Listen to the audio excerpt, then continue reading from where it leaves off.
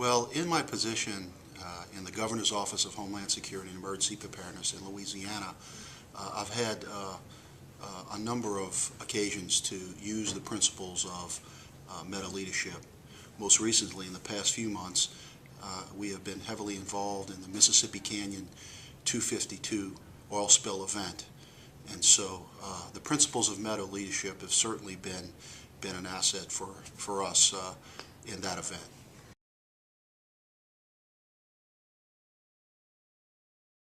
Well, you know, when you talk about leadership, leadership is not an inherent trait. It's not something that like your hair or your eyes that you're born with. Leadership is something that can be studied and practiced and perfected. In my 25 years of military service, serving in various command and staff roles, I had the opportunity to learn and practice and refine my own leadership style. There's an enduring term in the Army that is the be, know, and do concept. And the framework for meta leadership has a lot in common with that. The be, the values and attributes of being a leader, what it takes to be a good leader. The know, it talks about techniques and tactics and what do you need to know to do your job and understanding your responsibilities.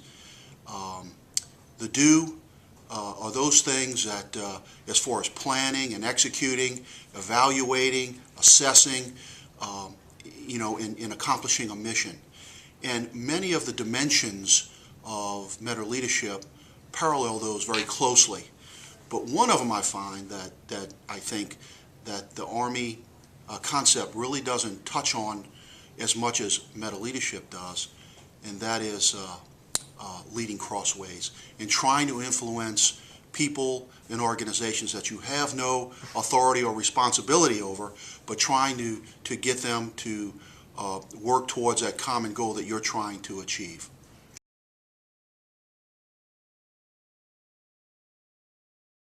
Well, at the local, state, and federal level, it is very important.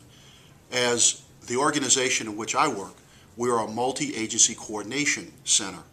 And so therefore, when we're in a planning or a response mode, these agencies, we have to make sure that we are getting the most out of those agencies and the resources that they can potentially bring to the table.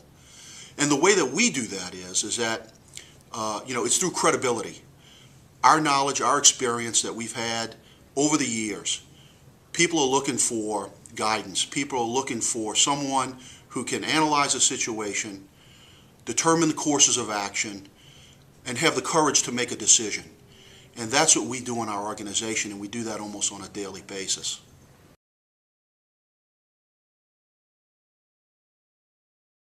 You know, over the years, I've had the opportunity to work with many supervisors, and they all had their own unique styles. I've learned a lot from those individuals.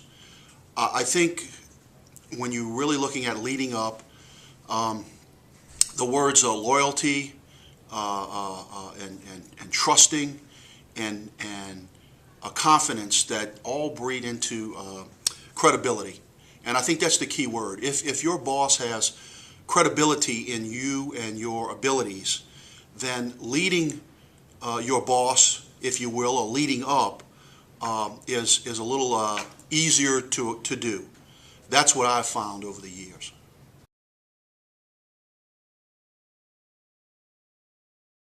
I think when you look at, leading your subordinates, again, they're looking for someone who can provide them the guidance and mentorship. They want to know that the person that is leading them knows what they're talking about and is going to take care of them. And so I see my role as a leader as one of being a mentor, one who is going to provide them with the guidance they need to do meaningful work and accomplish meaningful things.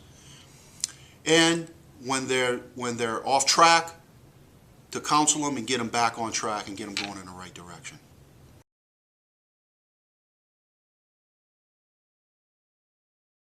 Well, I've had a number of traumatic experiences, catastrophic experiences that we've had to deal with in Louisiana, from Katrina and Rita to hurricanes in 2008, including Gustav and Ike, that we've had to deal with. And so this is another one in a long line of unfortunate incidents that have befell our state of Louisiana. But when this event occurred, as a matter of fact, we were already involved the day before in another natural gas well blowout in northwest Louisiana. The Haynesville Shale gas field there, one of the largest that they've discovered in the United States, one of the wells there blew out. And so we were dealing with that when on April 20th, the Deep Horizon well, of course, exploded. How do you deal with it? Well, you assess the situation. And again, on this one, right off the bat, you're talking about something that occurred 52 miles offshore. And so there's nothing that the state of Louisiana needs to go and respond to immediately. So for the first several days, it was more of a situational awareness, trying to get a grasp of exactly what was happening and what potential impact it would be for the state of Louisiana. And then as that event unfolded and we realized that it was going to be far worse than what anybody had anticipated the first several days, then you begin going into your plans that you have and establishing the organization to be able to respond to it. And that organization is our Unified Command Group. And then also notifying, of course, our local parishes, so that way they are kept abreast of what was going on. Those are particularly along the coast who would potentially be impacted by this event. And so that process began, a couple of days after the well exploded.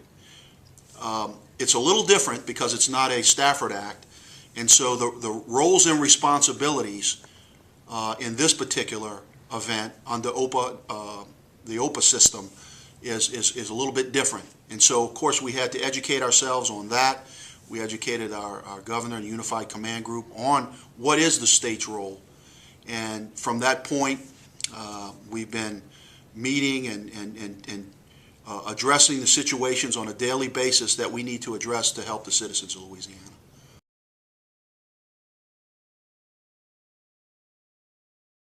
Well, it's been a wonderful experience in networking with the group that is a part of the class.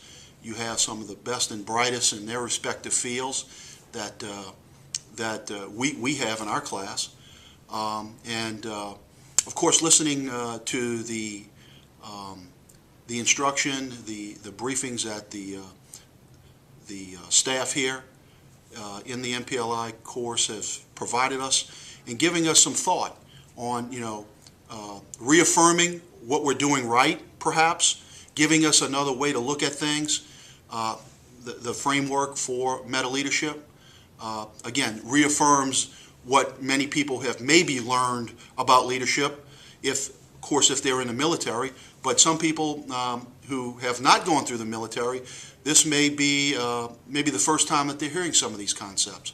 So I think it affords one an opportunity to network, to learn some different concepts and different ways of looking at events that might happen in your particular state, and I think it's just been a great experience.